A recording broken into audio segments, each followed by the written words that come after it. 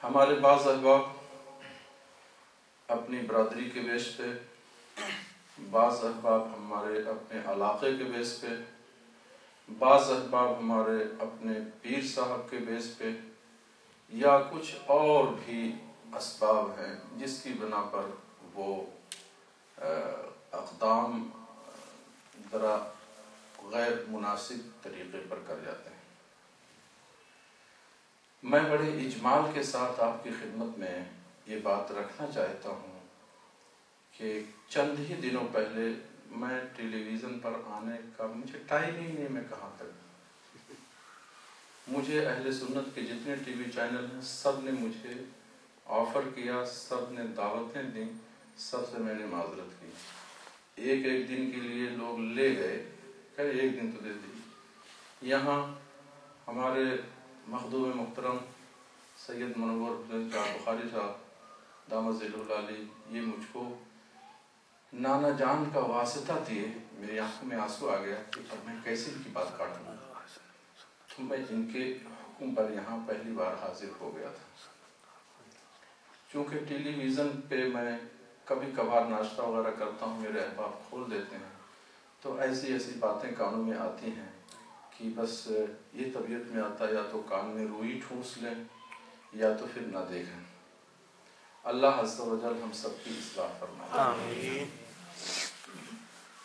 میرے احباب، مجھے امہ چینل نے چند دنوں پہلے میری ایک میٹنگ تھی لندن میں، گرین وچ جو دنیا کی مانی ہوئی اتھارٹی ہے اس کے ہیڈ آف ڈپارٹمنٹ کے ساتھ، ڈاکٹر بیل کے ساتھ، اور وہ اونچے پیمانے پہ ایک کانفرنس کی شکل میں تھی ایک ہوٹل میں۔ لندن کے لوگوں نے اس کا اہتمام کیا تھا۔ میں نے معذرت کی کہ آپ لوگ کر لیجئے، مجھ کو رپورٹ بھیج دیجئے کہ میں اس کو پڑھ لوں گا، سمجھ لوں گا، انگلش میں زیادہ سمجھتا نہیں، سمجھ لوں گا، پڑھ لوں گا۔ اصرار لوگوں کا ہوا، کوئی صاحب لینے آ گئے، مجھے جانا پڑا۔ میں اپنے رب کا شکر ادا کرتا ہوں، میں اس لیے نہیں گیا کہ مجھے اپنے دین کی باتوں کی تصدیق کے لیے، تائید کے لیے کسی سائنس کی ضرورت ہے، ہرگز نہیں۔ بے شک۔ میرے مصطفیٰ کریم کا دین وہ ہے کہ سائنس کو اسی سے بھیک ملی۔ سبحان اللہ۔ سائنس کی جتنی ٹیکنالوجی ہے آپ ذرا ان لوگوں سے پوچھیں، اسی قرآن و حدیث کی سرچ کر کے غیروں نے کہاں سے کہاں تک ترقی کی، اور ہم اس کو پڑھتے ہیں اور پڑھاتے ہیں اور آپس ہی میں دست و گریباں رہتے ہیں۔ اللہ تعالی ہمیں حسن توفیق سے آمین آمین۔ میں صرف اس لیے گیا تھا کہ اگر اس کی بات ہمارے ائمہ کے مطابق ہوئی تو ہم کہیں گے چلیے ایک تائید اس کی بھی ہوگی۔ جیسے کہ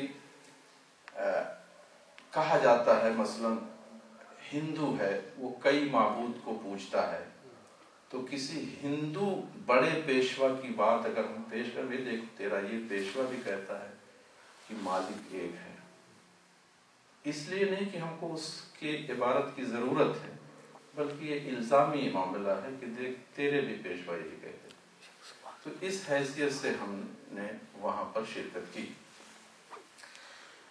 میرے پاس یہ اس کا ریکارڈ پورا موجود ہے، اور اس کی ویب سائٹ بھی ہمارے جوان لوگ خاص طور سے اس کو دیکھ سکتے ہیں۔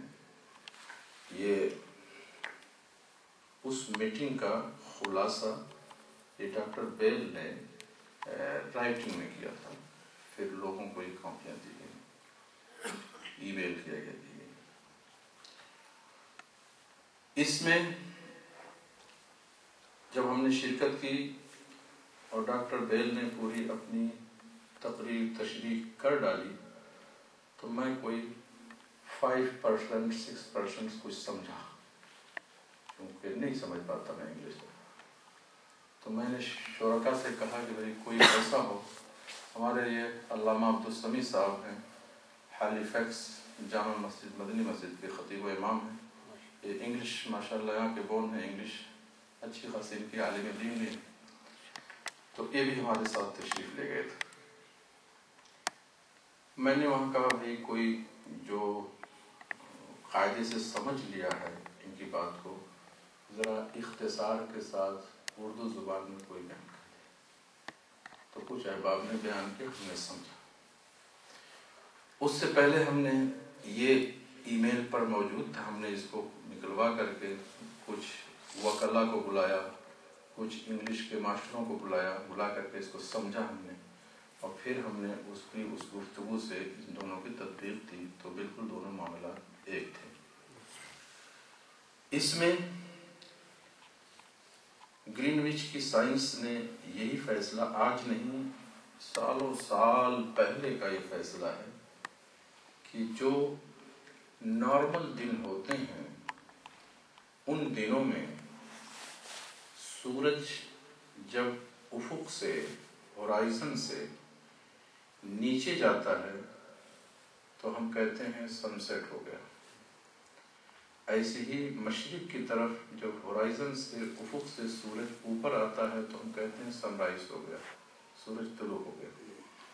یہی ہے طلوع اور غروب کا لفظ، ورنہ سورج کی رفتار چاہے ذاتی ہو یا آسمان کے تابع ہو کر کے ہو، کل فی فلک یسبحون، یہ ہمیشہ معاملہ اس کا چلتا رہتا ہے۔ ڈگریوں وگریوں کا معاملہ یہ نہ قرآن پاک میں کہیں صراحت سے ہے، یہ تو ضرور ہے شمس والقمر بحسبان، اشارات تو مل رہے ہیں، صراحت سے کوئی معاملہ نہیں ہے۔ یہ ایک الگ سبجیکٹ ہے، ایک الگ فن ہے، یہ فن فلکیات کہتے ہیں اسے، علم ہیئت کہتے ہیں، توقیت کہتے ہیں۔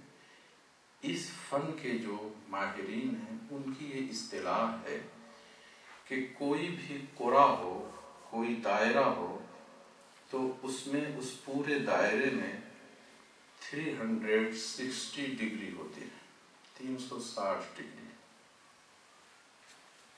یا آپ یوں سمجھیں، ایک ایسے سیدھی لائن کھینچ دیں اور سیدھی لائن کا پھر ایسے ایک سیدھی لائن اور کھینچیں تو یہ 4 گوشے بنے، جو تھوڑا سا حساب وغیرہ پڑھے ہوں گے وہ جانتے ہوں گے، زاویہ کہتے ہیں۔